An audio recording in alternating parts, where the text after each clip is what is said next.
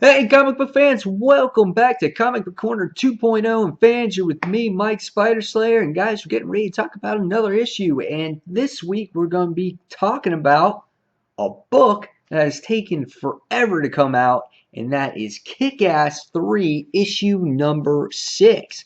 That's right, it is the secret origin of Hit Girl. Now, we have seen that the Justice Forever, which is Kick-Ass's group, has been picked off one by one by one. And now Kick-Ass is technically kind of retired. He's been hooking up with this chick and he's been ignoring his friends. So in this issue, we get to see, does he make his return? And you get to see the origin of Hit Girl.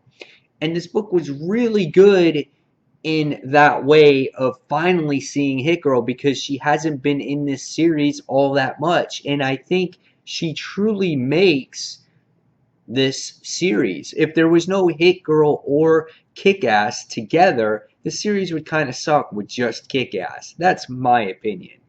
Because Mindy is the all-star in this series. Great cover here. We can see that where you have like an inmate and you have Mindy sitting on top of him with the knives in the back. Really cool right there.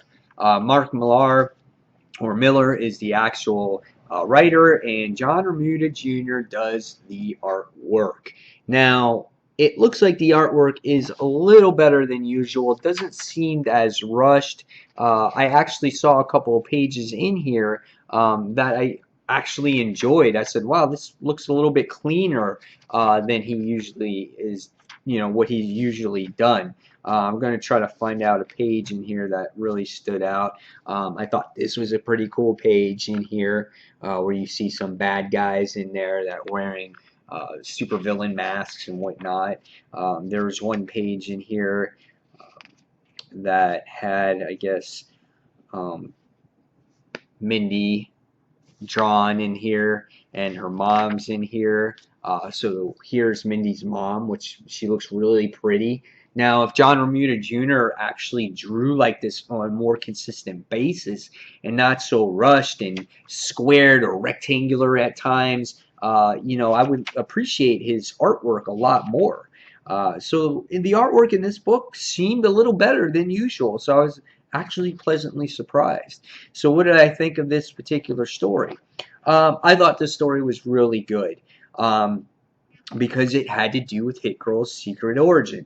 Really nice here. You get to see her train with her father, and you get to see her, jumping on trains and attaching herself to them, and avoiding the tunnels, and things like that. The memories of her father, which I thought was really neat. And the reason why she goes into description is because she's talking with her shrink or her doctor to try to rehabilitate her.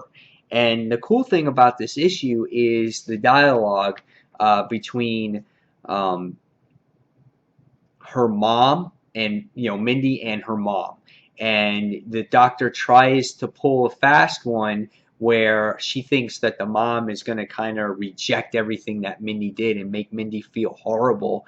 But in the story, you get to see Mindy's mother's reaction, and it was awesome, and you guys have to read it to really appreciate it. I don't want to spoil it for you. Also, again, you get to see more origin of Mindy and how she did her first kills and things like that. So that was interesting too. So this story was a lot better than the previous issues. Probably one of the best issues of this series up to date. Again, like I said, you get to see the dialogue between Mindy and her mother, which was interesting, really humorous.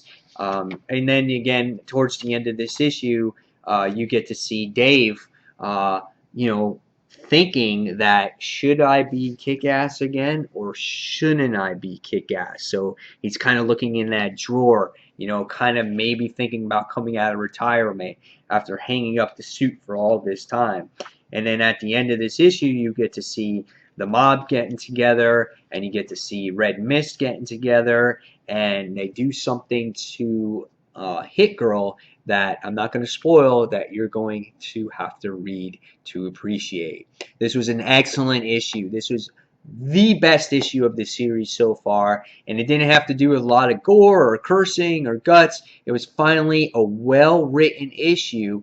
It took 6 issues to get there, and it took another 3 months, but it was a phenomenal issue, and I'm giving this one a 4.5 out of 5 stars. Really well done. I wish maybe there would have been some more action, but it was a great story here, great dialogue between mother and daughter, and it was a touching moment. So, guys, some of your comments on what you think of this issue, if you bought it, or are you waiting for the trade to come out?